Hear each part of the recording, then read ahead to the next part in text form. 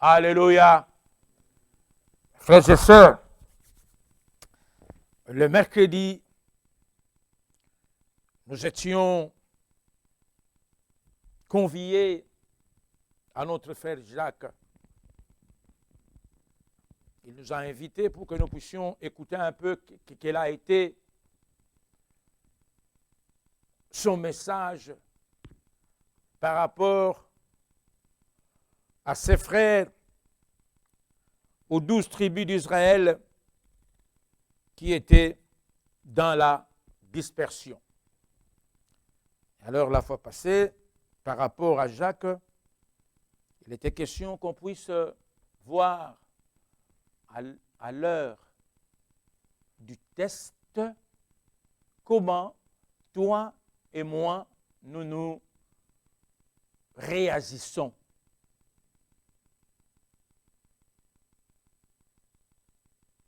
Le conseil que frère Jacques donne aux 12 tribus qui sont dans la dispersion, c'est un conseil assez surprenant. Il leur dit ceci: mes frères, regardez comme un sujet de joie complète les diverses épreuves auxquelles vous pouvez être exposés. Pour frère Jacques, il faut considérer les épreuves comme quelque chose qui doit nous inciter à nous réjouir et non comme une calamité ou une punition, disait-il. Et on a essayé d'apporter une lumière en disant que l'apôtre n'était pas en train de dire que le croyant doit être joyeux à cause des épreuves. Attention, qu'on ne lui fasse pas dire ce qu'il n'a pas dit. Mais plutôt, il disait, mais dans les épreuves, nous devons avoir une attitude de joie. On n'a pas la joie à cause des épreuves, mais dans les épreuves, nous devons avoir une attitude de joie. C'est ça qu'il dit. Je pense que nous lisons la même chose. Mes frères, regardez comme un sujet de joie complète les diverses épreuves auxquelles vous pouvez être exposés. Et pour appuyer cela, nous avons appelé le frère Pierre à la barre. Il soutenait aussi ce que disait frère Jacques selon sa vision. Et pour terminer, nous sommes référés aussi au messager de l'âge qui nous a aussi donné sa vision par rapport à ce que Jacques disait à ses frères qui étaient dans la dispersion. Très bien. Et alors, une question nous a traversé à l'esprit.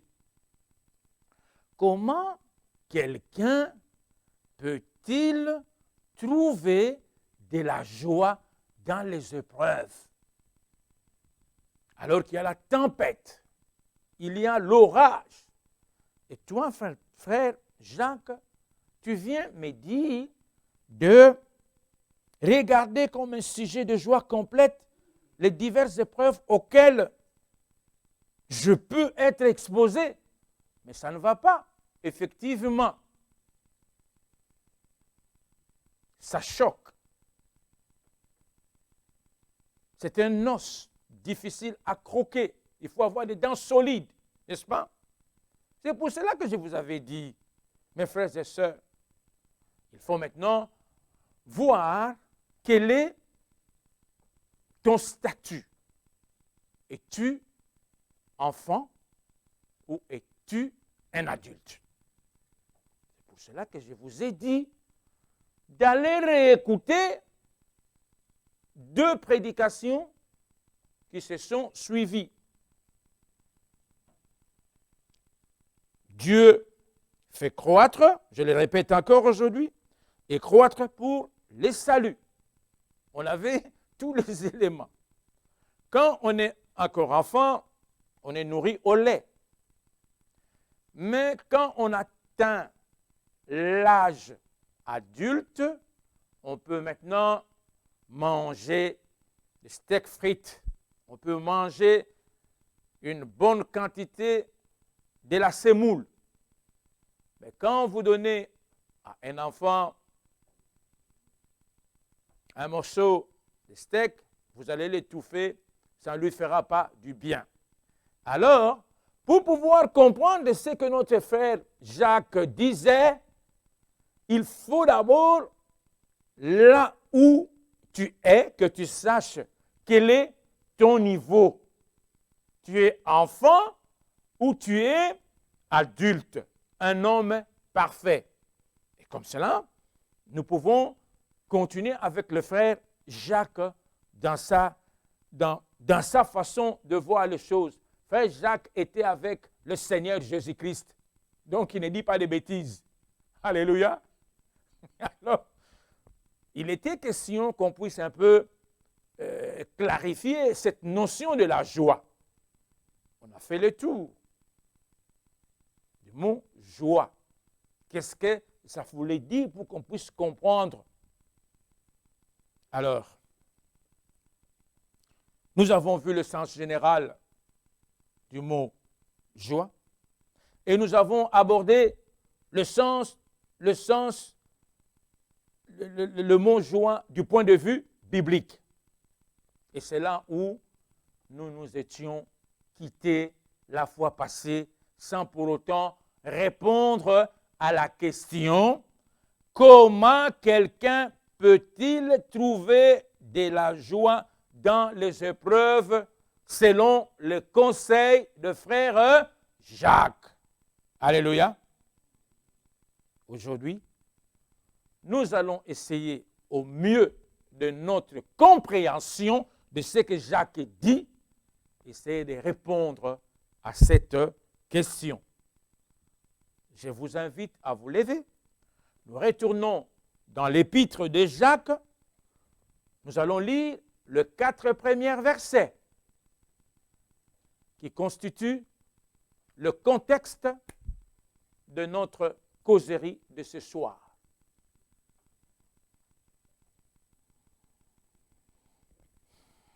Nous lisons: Jacques, serviteur de Dieu et du Seigneur Jésus-Christ, aux 12 tribus qui sont dans la dispersion, salut. Mes frères, regardez comme un sujet de joie complète les diverses épreuves auxquelles vous pouvez être exposés, sachant que l'épreuve de votre foi produit la patience. Mais il faut que la patience accomplisse parfaitement son œuvre, afin que vous soyez parfaits et accomplis sans faillir en rien. Je vous invite à vous asseoir. Que Dieu bénisse la lecture de sa parole. Nous avons vu le verset 2 en détail la fois passée, n'est-ce pas? Alors maintenant, nous allons essayer de travailler avec le verset 3, 4, 5 et 12 pour la réunion de ce soir. Alors, Marie-Élise, pour faire la différence, la fois passée, on a intitulé « À l'heure du test ». Aujourd'hui, tu peux mettre « épreuve » 2 points comme sujet de joie.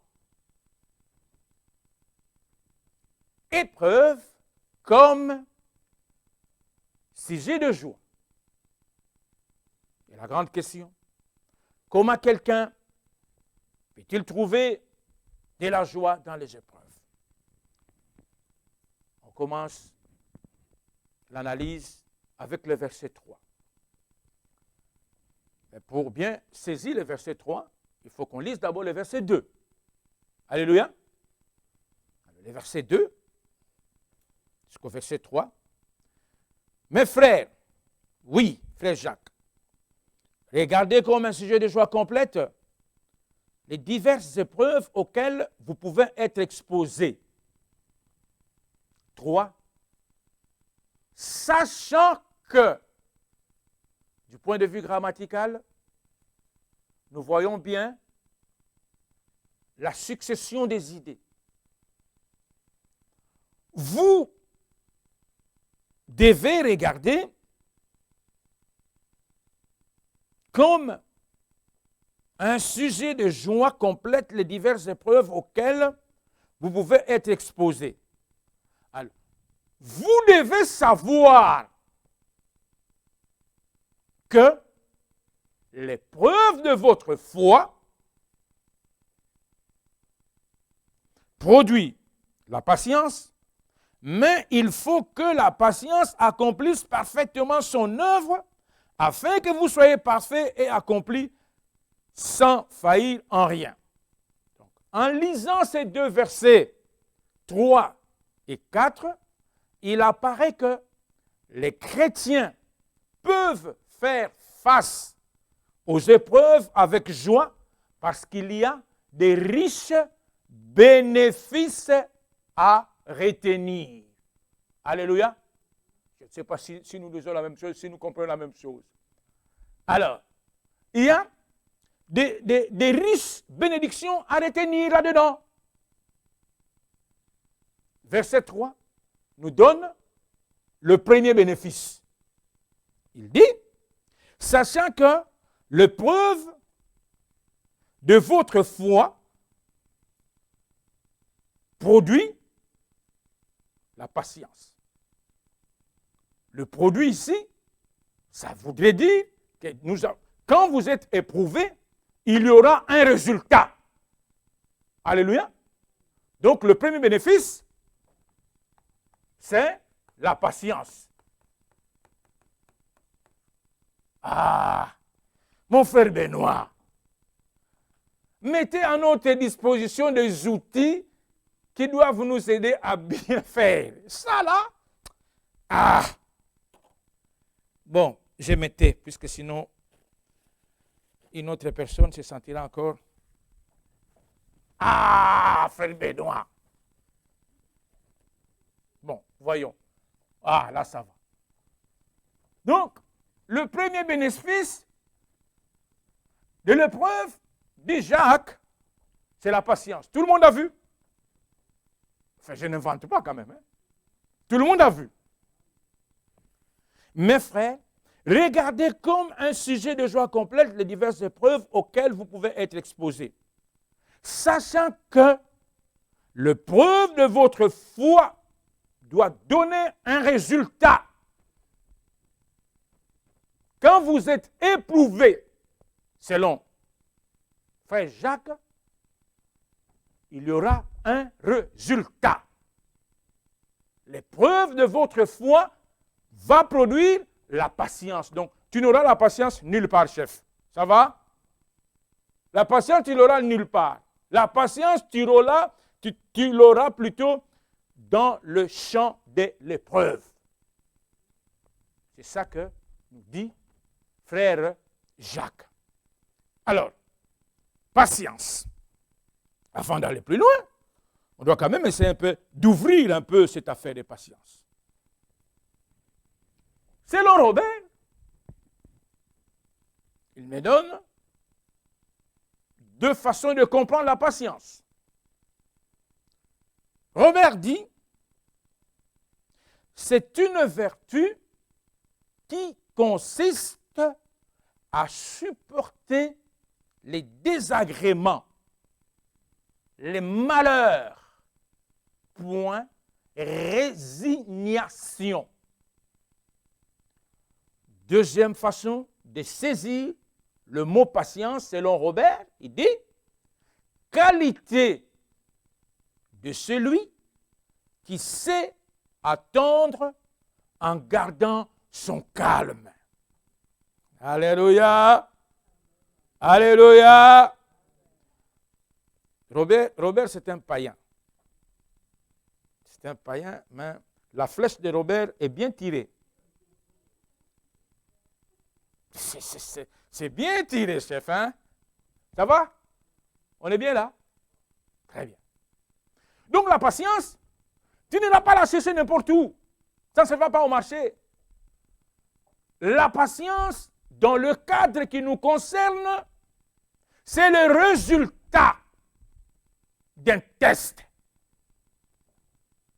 Alors, si toi et moi, nous n'aimons pas les tests, franchement, notre place n'est pas ici. Calmement, on ne va pas vous embêter quand vous allez disparaître.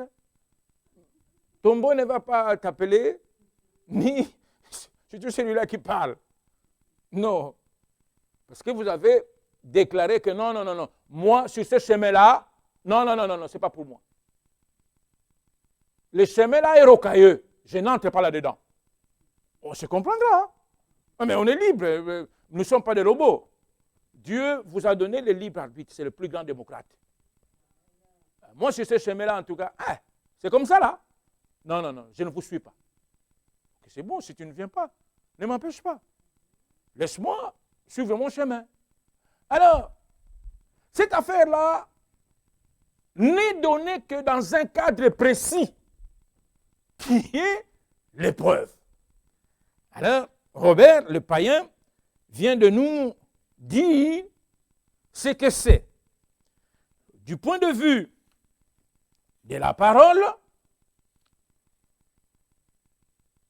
ce résultat de l'épreuve, qui est la patience, du point de vue de la parole, la patience, c'est le 4e fruit de l'esprit.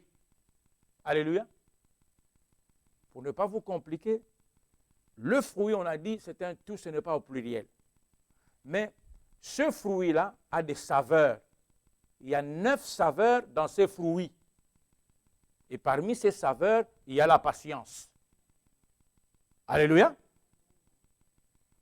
Nous avons dit la fois passée, le fruit, c'est la vie du Seigneur manifestée dans le croyant. Et nous avons vu avec Jean 15, le 8 premiers versets,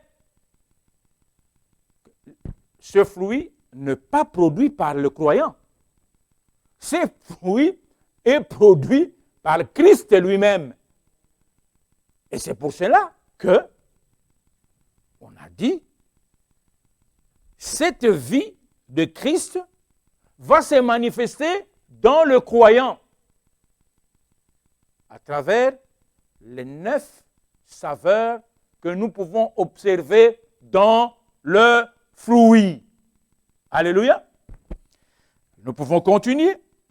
Cette saveur du fruit de l'esprit, la patience, est le premier caractère de l'amour cité dans 1 Corinthiens 13. Vous pouvez aller voir 1 Corinthiens 13.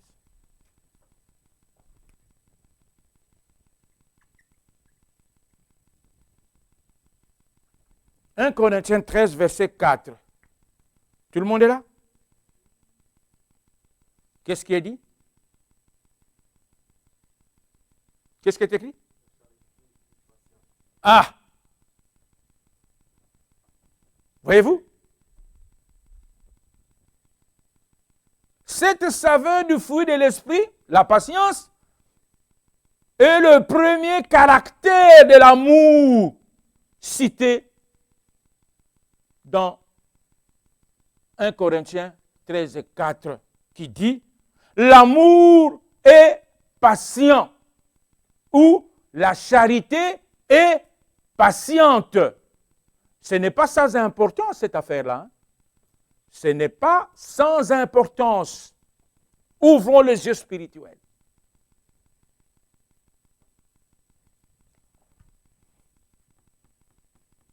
L'amour est patient. Mais l'amour, c'est la nature de quelqu'un. Alléluia. L'amour, c'est la nature de quelqu'un.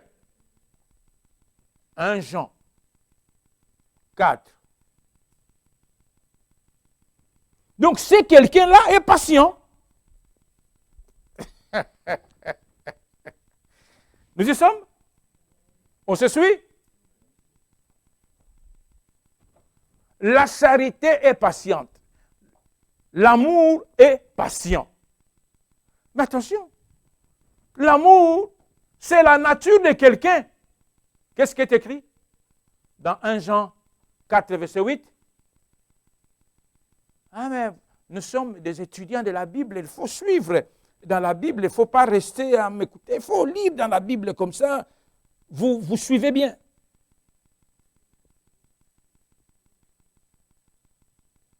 « 1 Jean 4, 8. Qu'est-ce qui est dit? Ah. Donc, l'amour, c'est Dieu.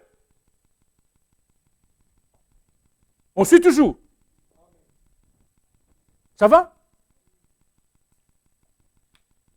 La charité est patiente, l'amour est patient.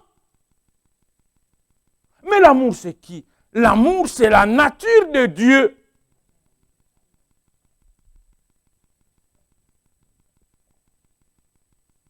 Et le mot patient, qui est traduit en grec, c'est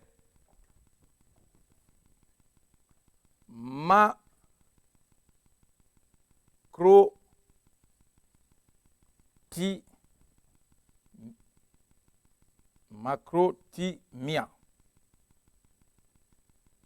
C'est le mot qui est traduit en grec. Alors, macrothymia en grec dit la patience est la capacité de ne pas user de représailles si on s'est fait traiter injustement.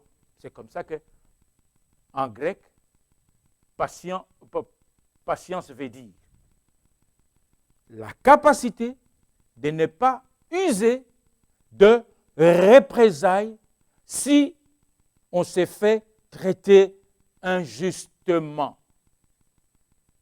Dieu est amour.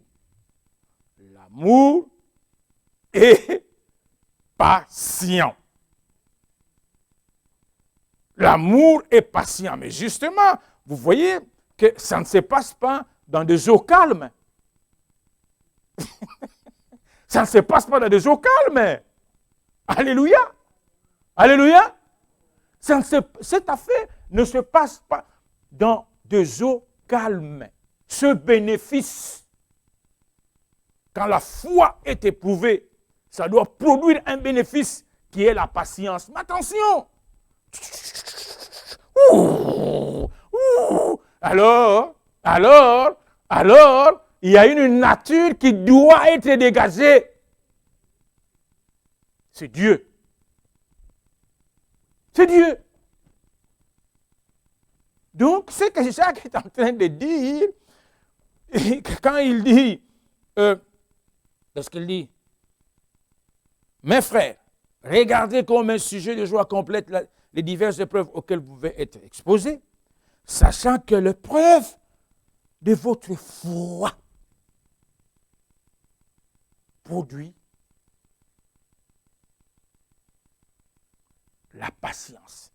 Donc, c'est le premier bénéfice. Donc, quand un chrétien est dans l'épreuve, il se souvient que l'amour est patient. Il s'est dit, oh là là, c'est quelque chose. Attention, la patience n'est pas démission. L'amour est patient, oui, mais la patience n'est pas démission. C'est cette force tranquille qui garde l'espoir en vue du bien. Parce que Dieu, c'est le bien. Alléluia. Quand on fait les tableaux, les comptables qui sont là, pan, pan. Ça, c'est les diables. Mais Dieu, dans l'amour, toujours bénédiction. Alléluia. Toujours bénédiction.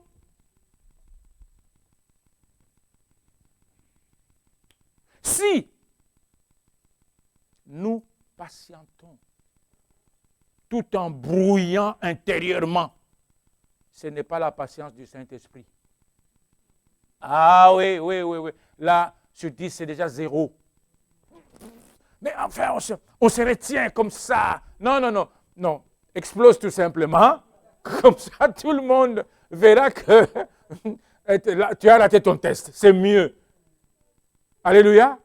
Mais oui, ça ne sert à rien plus que quand on dit la charité est patiente, cher ami, les dire, c'est facile quand on est là.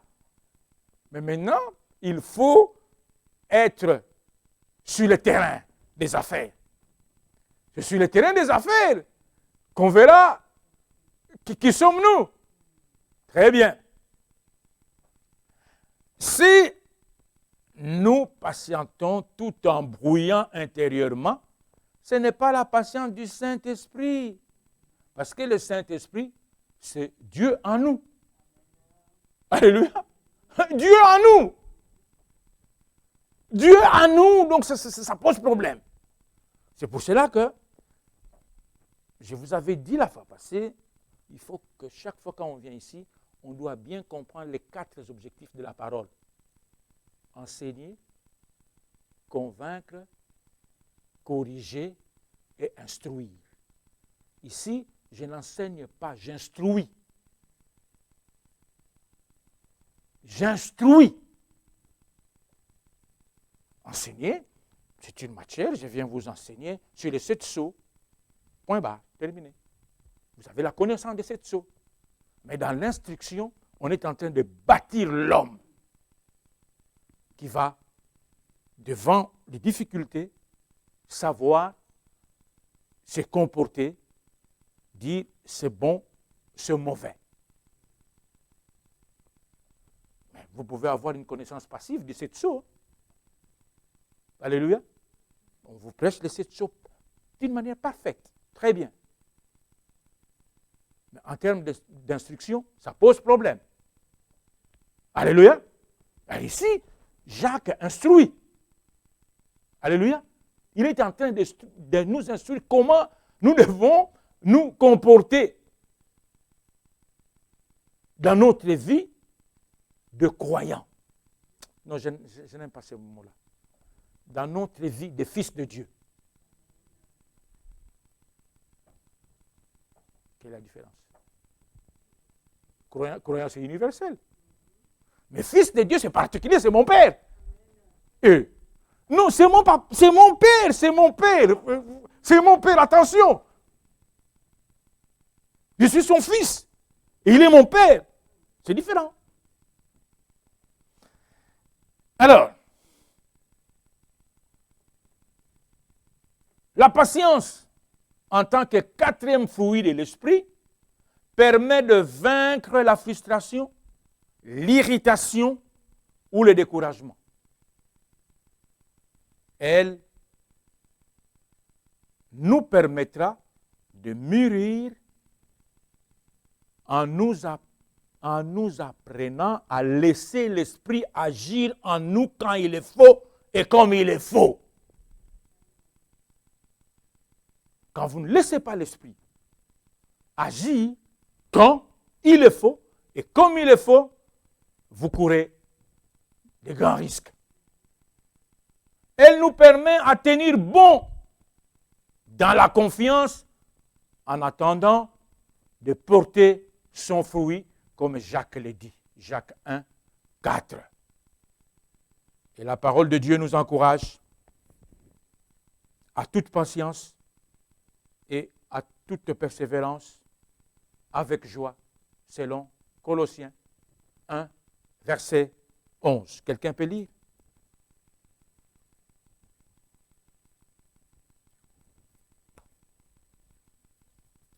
La parole de Dieu nous encourage à toute patience et toute persévérance avec joie, selon Colossiens 1, verset 11. Qu'est-ce qu'il dit?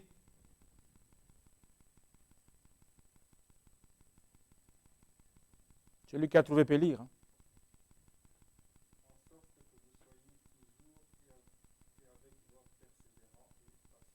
Voilà. C'est la parole de Dieu qui nous encourage à être persévérants et patients.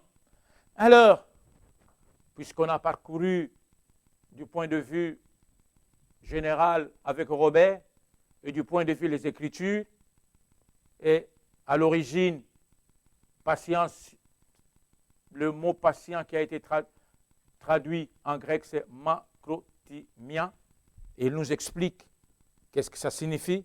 On n'use pas de représailles quand on a été traité injustement. Mais le messager aussi nous donne un peu sa version par rapport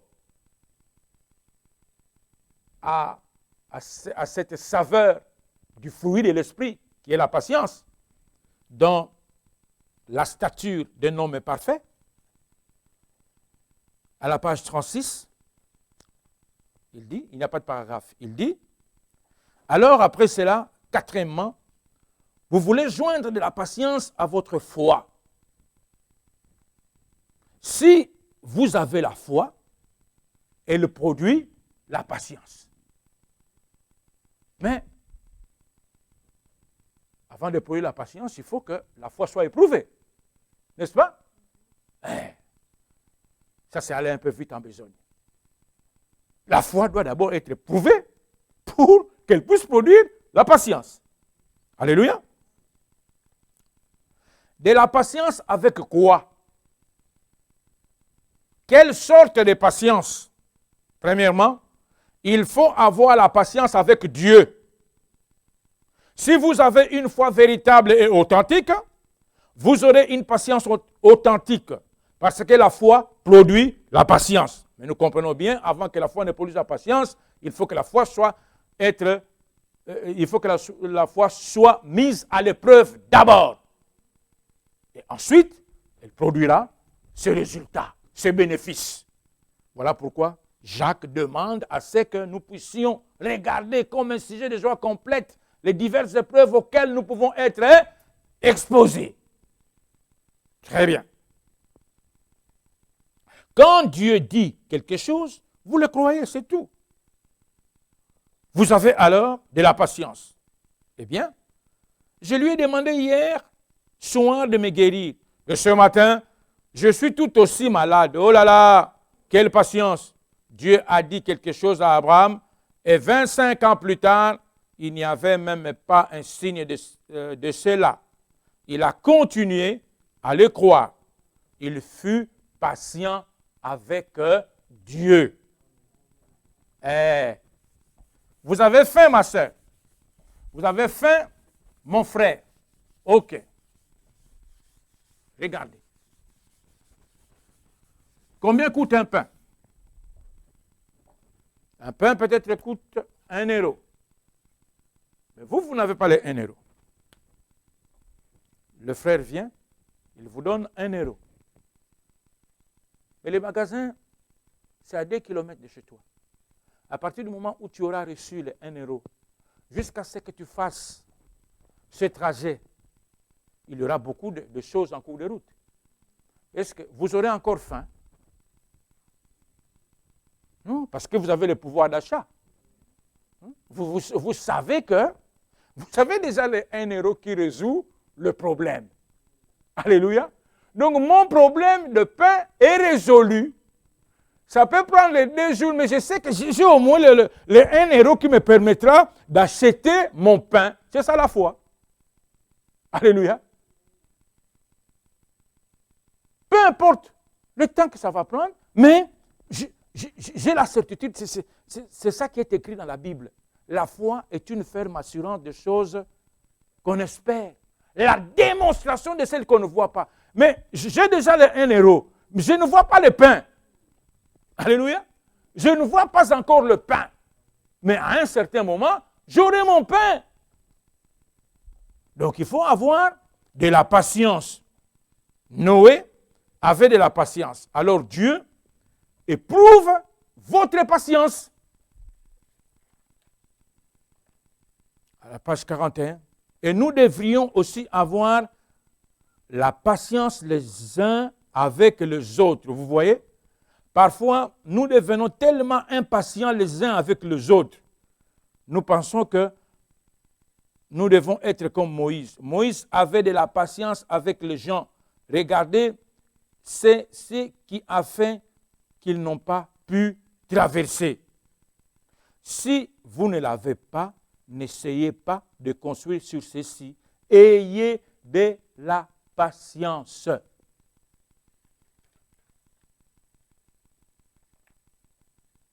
Paul avait de la patience, certainement. Regardez ce que Paul a dû faire. Parle-moi de patience. Qu'en est-il des pentecôtistes aussi longtemps qu'ils ont la commission? Attendez jusqu'à ce que vous soyez revêtus de puissance. Jusqu'à quand? Attendez. Alléluia. Jusqu'à quand? Attendez. Attendez.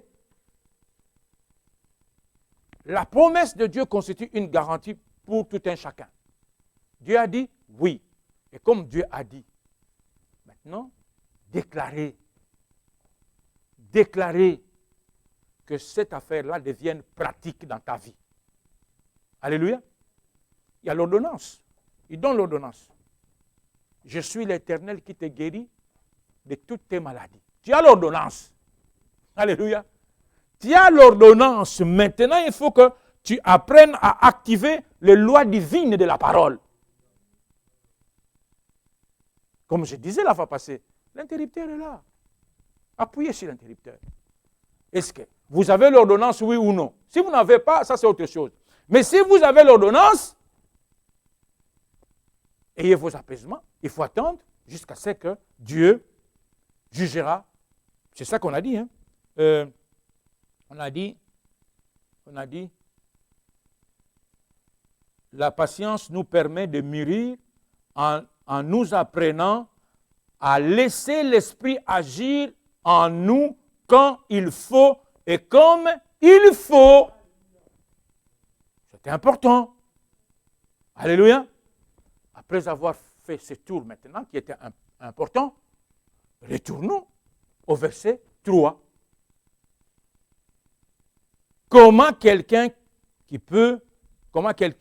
peut-il trouver de la joie dans les épreuves? Selon Jacques, cela a une importance parce qu'il y a des riches bénéfices à obtenir. Premier bénéfice, c'est la patience. Et nous savons comment nous obtenons cette ressource. Alors, il dit, sachant que l'épreuve de votre foi produit la patience. Il est important de comprendre qu'on ne peut pas faire des progrès dans la patience sans investir dans les épreuves. Ah oui. Tu dois devenir un homme d'affaires dans les épreuves. Sans cet investissement, il n'y a pas. Puisqu'il dit, hein, sachant que l'épreuve de votre foi produit la patience, donc il faut investir. Un gros investissement. C'est ce qu'il y a de vrai dans la foi qui produit la persévérance. Quand nous lisons par exemple dans 1 Pierre 1, versets 6 et 7, qu'est-ce que nous lisons? La foi est comme l'or. Elle résiste à l'épreuve du feu. Sans la vraie foi, les épreuves ne produiraient pas la patience. Alléluia. Il faut avoir la foi authentique pour que les épreuves produisent la patience. Mais comment tu auras cette foi authentique? Il faut des expériences. Il faut des expériences. La foi véritable comme l'or pur, persévère, peu importe l'intensité du feu. C'est comme l'or. La vraie foi produit donc la patience ou l'endurance. Une foi éprouvée produit des résultats. Le messager dit ceci, à la page 9, paragraphe 19. Il parle de David quand il devait aller combattre Goliath.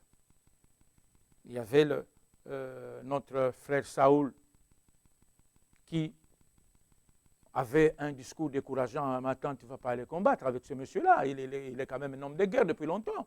Mais or, lui Saoul, lui devait affronter Goliath parce qu'il dépassait tous les enfants d'Israël d'une tête. Donc lui, au moins, devait donner l'exemple. Le messager dit, il a dit, débarrassez-moi simplement de tous ces diplômes, de tous ces documents ecclésiastiques dont il parle de Saoul et tout. Laissez-moi libre une fois. Il a dit, laissez-moi vous raconter quelque chose. Au fond là-bas, quand je faisais paître les brebis de mon père, un ours est venu un jour, en a attrapé une. Tu vois déjà l'expérience. Il est dans une expérience. L'expérience de l'ours, l'expérience de lion.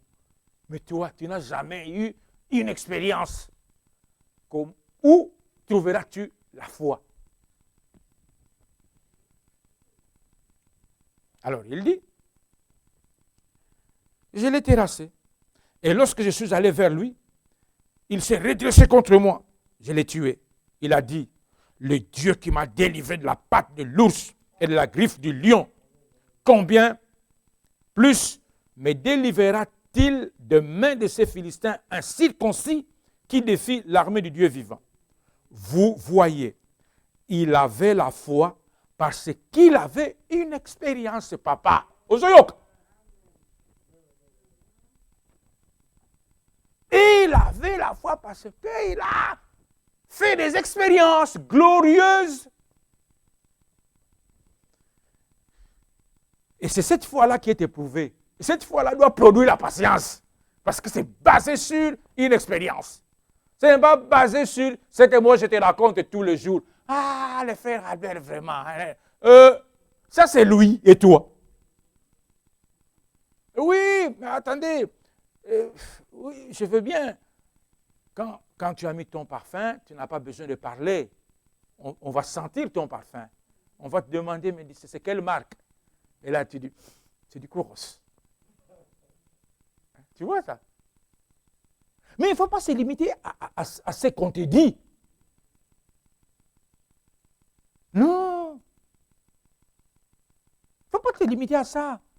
Philippe, dis à Nathanaël, dis Nathanaël, tu sais quoi? Oh, cet homme-là, dont Moïse a parlé, je l'ai trouvé. Nathanaël lui dit, viens voir. Viens voir. Alléluia. Ne te limite pas à ce qu'on te dit, il faut une expérience. Lui, il a vu. Mais toi maintenant, il faut que tu vois aussi. Pour avoir une base de ta foi qui sera éprouvée. En ce moment-là, quand il viendra, tu dis, regarde celui-là. Qu'est-ce que tu veux faire? Donc, tu as ton expérience, tu dis, hier, ce que j'ai vécu, c'est encore plus que ça. Allez. Alors il dit, voyez-vous, il avait la foi parce qu'il avait une expérience. Les hommes et les femmes qui n'ont jamais connu Dieu, qui n'ont fait que lire ce qui les concerne, n'ont pas une grande expérience. Ils ne savent quoi faire. Mais quand un homme a déjà rencontré Dieu et a une expérience, cela règle la question. Il s'en fout. Alléluia. Donc, premier bénéfice, nous avons la patience. Le deuxième bénéfice, verset 4. Qu'est-ce que Jacques dit? Verset 4. Mais il faut que la patience accomplisse parfaitement son œuvre, afin que vous soyez parfaits et accomplis sans faillir en rien. Regardez, il dit, mais il faut que la patience accomplisse comment? Parfaitement, c'est-à-dire complètement son œuvre.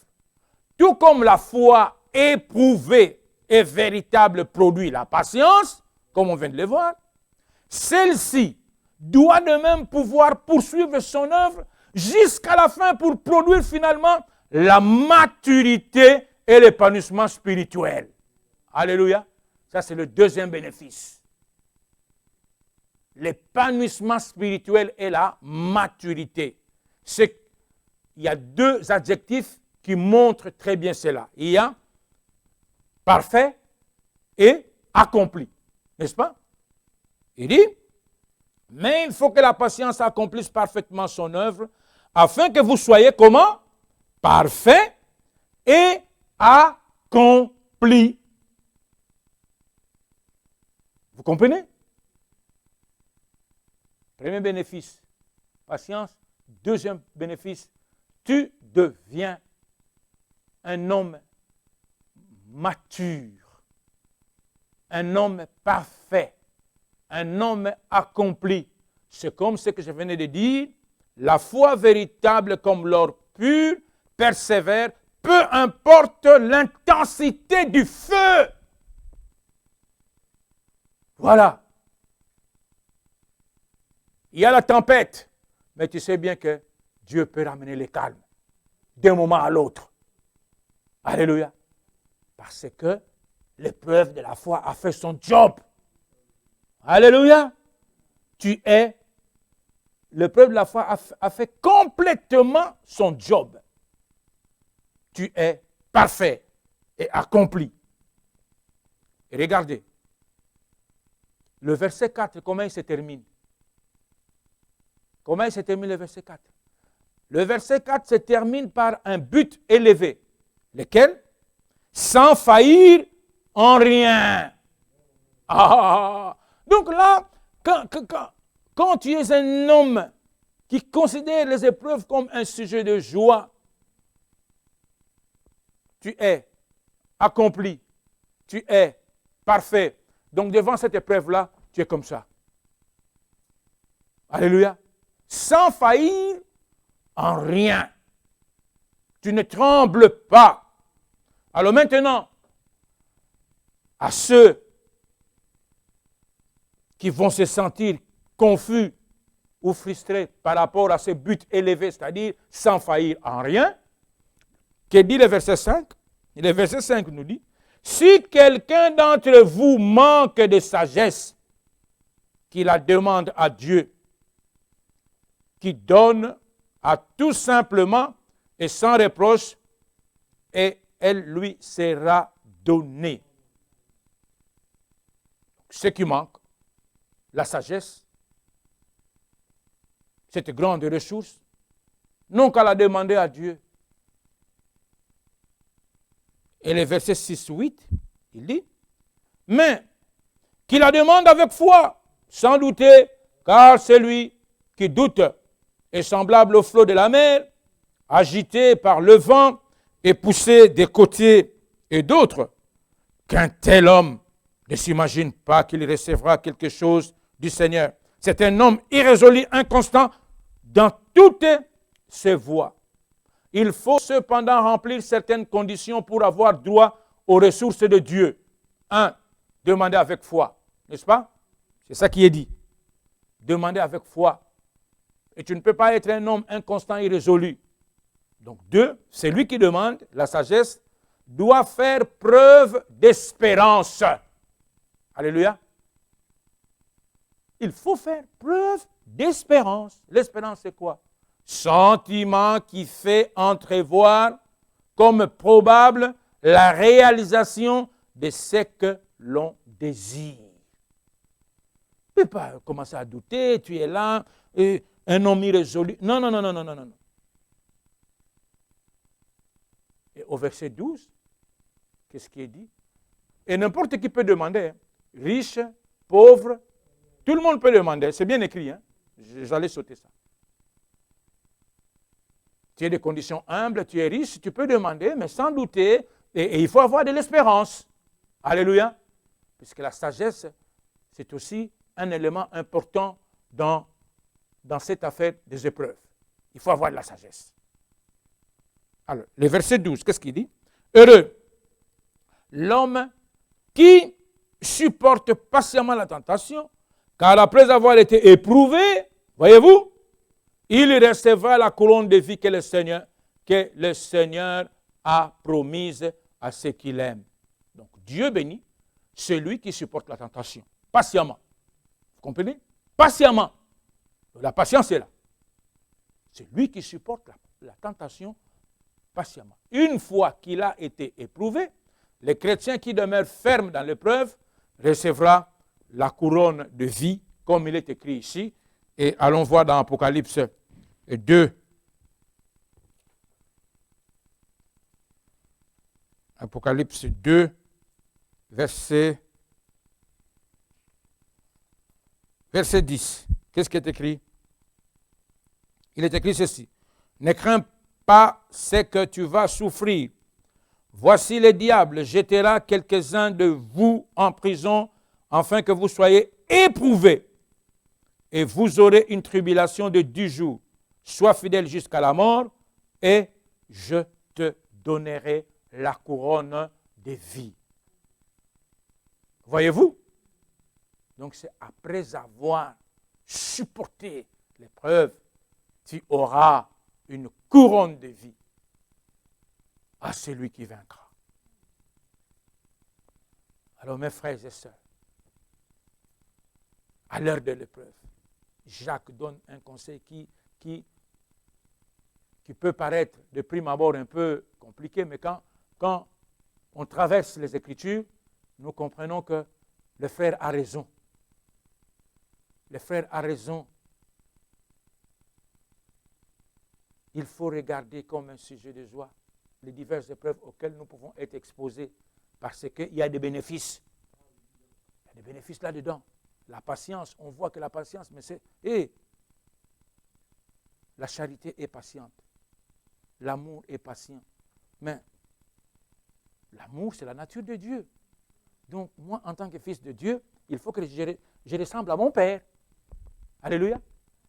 Il faut que je ressemble à mon Père. Il faut que la vie de mon Père coule en moi. Nous allons terminer par une note d'encouragement pour moi peut-être qui suis un enfant par rapport à cet os-là. Il est dur pour être croqué pour moi. Mais pour ceux qui sont des hommes faits, ils ont bien saisi les messages. Alors, pour moi qui suis un enfant, il y a quand même un message d'encouragement. Alléluia. Épreuve comme sujet de joie. Mon frère, ma soeur, Dieu ne t'imposera jamais plus que ce que tu peux supporter. Ça, c'est 1. 2. Il ne t'accablera jamais sous une épreuve que tu es incapable de surmonter.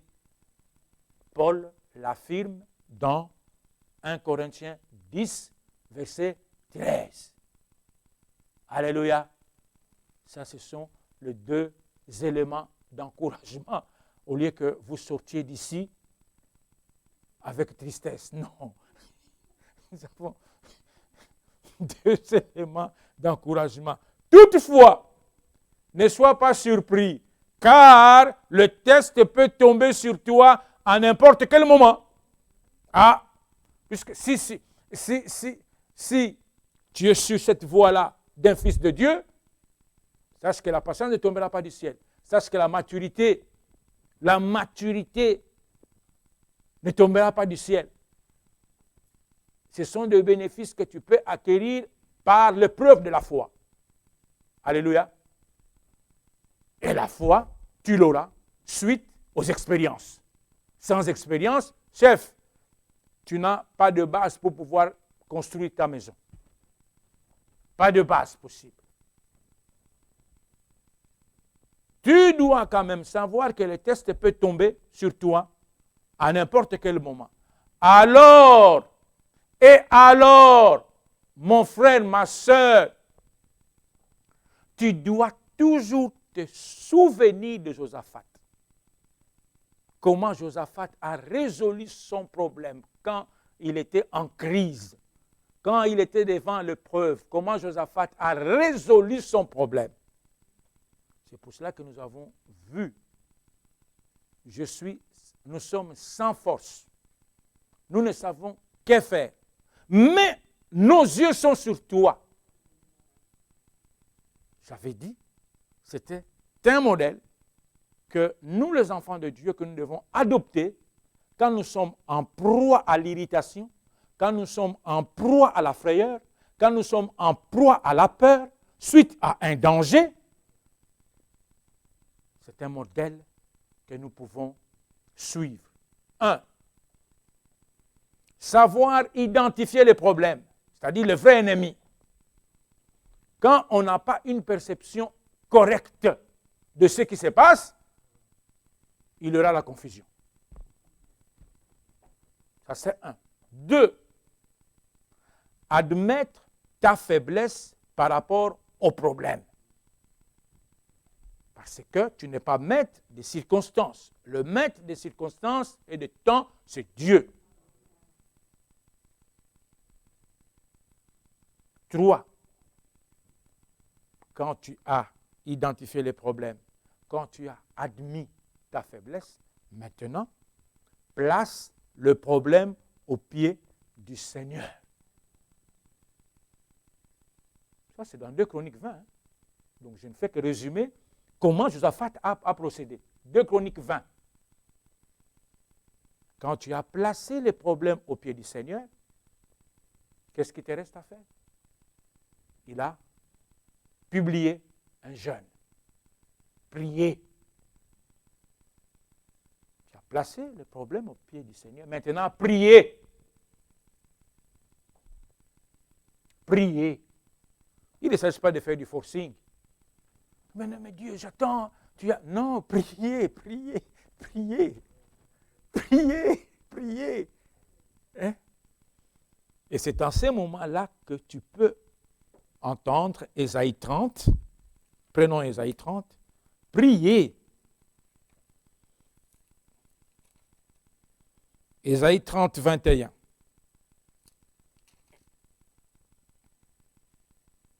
Ésaïe 30, 21.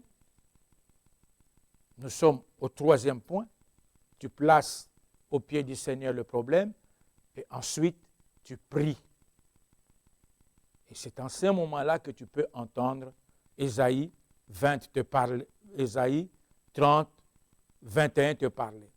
Tes oreilles entendront derrière toi la voix qui dira. Voyez-vous? Voici les chemins, marchez-y, car vous iriez à droite ou vous iriez à gauche. Vous tiendrez pour souiller l'argent qui recouvre vos idoles et l'or dont elles sont revêtues. Tu en disperseras les débris comme une impureté hors d'ici, leur dira-t-il. Tu vois? C'est quand tu remets le problème et tu te mets en prière, en ce moment-là, une voix peut maintenant venir. Et c'est ça qui s'est passé. Quand ils se sont disposés, l'Esprit est descendu. Alléluia. L'Esprit est descendu sur un Lévite pour donner la direction de Dieu par rapport au problème. 4. Quand tu as mis le problème au pied du Seigneur et tu as prié, détends-toi. Plus de spasmes, plus de stress comme vous avez l'habitude. Détends-toi et fais confiance au Seigneur. Pourquoi? Parce que 2 Corinthiens nous assure ceci. 2 Corinthiens 2, 14 nous dit ceci. Vous y êtes? 2 Corinthiens 2, 14 nous dit ceci. Grâce soit rendue à Dieu, qui nous fait toujours triompher en Christ. Ça va? Et qui répand par nous, en tout lieu, l'odeur de sa connaissance. Grâce soit rendue à Dieu, qui nous rend toujours, vous voyez ça? Toujours triomphant en Christ. Qui sont triomphants en Christ? Les fils de Dieu. Les fils de Dieu. Et 5. Demeure en place et regarde comment le Seigneur va te délivrer. 2 Chroniques 20, verset 17. Et 6e point. Remercie et glorifie Dieu avant la victoire. On va lire ce que 2 Chroniques 20, qu'est-ce qu'ils ont fait? Verset 21.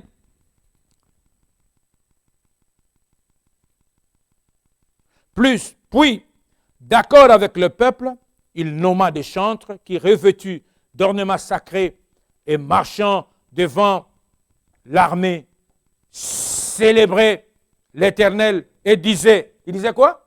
Louez l'Éternel car sa miséricorde dure à toujours. Ils étaient en train de glorifier Dieu. Et au moment où ils ont commencé à glorifier Dieu, au verset 22, au moment où l'on commençait les chants et les louanges, l'Éternel plaça une embuscade contre les fils d'Amnon et de Moab et ceux de la montagne de Séhir qui étaient venus contre Juda. Et ils furent battus. Alléluia. Acclamons le Seigneur pour tout ce qu'il fait pour nous. N'oubliez jamais ça. N'oubliez jamais ça. Regardez comme un sujet de joie complète les diverses épreuves auxquelles vous pouvez être exposés. Pourquoi? Parce qu'il y a des riches bénéfices que nous pouvons en tirer. Alléluia. La patience. Et la patience ne sera jamais là sans une foi éprouvée. Et cette foi vient suite aux expériences. Alléluia. Joie, joie, joie. Alléluia. Frère Tombeau, tu peux donner ça. Après, nous allons prier pour partir. Joie, joie, joie. Alléluia, joie. Joie, joie, joie. Alléluia, joie. Dans la maison de mon Père, il y a de la joie. Joie, joie, joie. Alléluia, joie. Joie, joie. Hein? Moi, mon cousin, mon connamoine.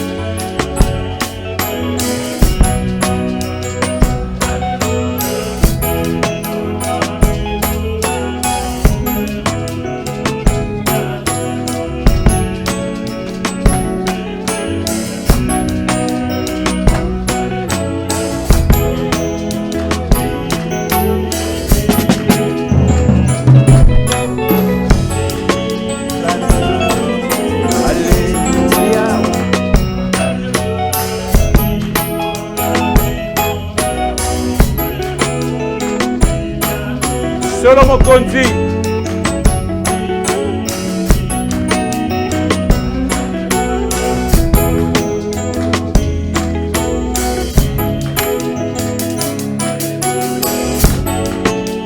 Solo Mokonzi.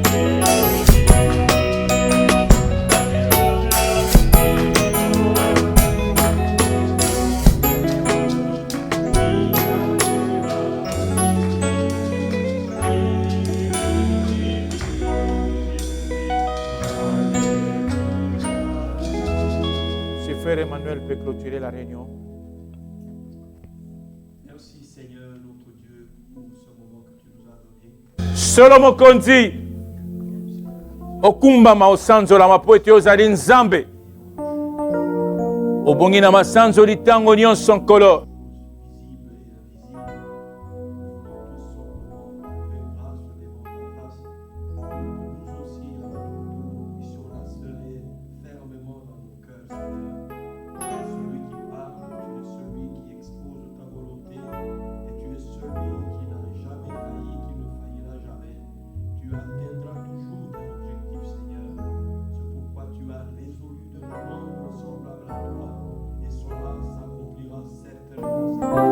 Alors, des épreuves que dit frère, c'est la nature à toute passe l'armée du Dieu vivant. De ce que l'on désire. Ésaïe 30, 20.